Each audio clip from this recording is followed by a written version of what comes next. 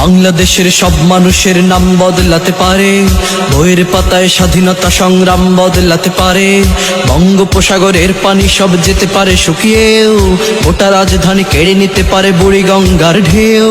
সুন্দরবন কেটে হতে পারে ইটের ভাটার লাকড়ি, শিল্পপতিরা দেউলিয়া হয়ে খুঁজতে পারেন চাকরি।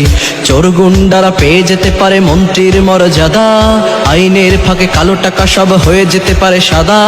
অনেকেই বলে এই দেশ নাকি হুজুগ জাতির দেশ, দফায় দফায় বদলায় এর রং ঢং পরিবেশ। তাই বলে ইসলাম এদেশে হুজুগে হবে না শেষ, হুজুগে হবে না শেষ। ইসলাম এদেশের পরতে পরতে জনপদে ঘরে ঘরে, ইসলাম এদেশের 90% মানুষের অন্তরে। ইসলাম নিয়ে কেউ ছিনিমিনি খেলে এমন সাধ্য নেই, আর কিছু থাক না থাক তবুও ইসলাম থাকবেই। সবকিছু বদলে যাক তবুও ইসলাম থাকবেই, আর কিছু থাক না থাক।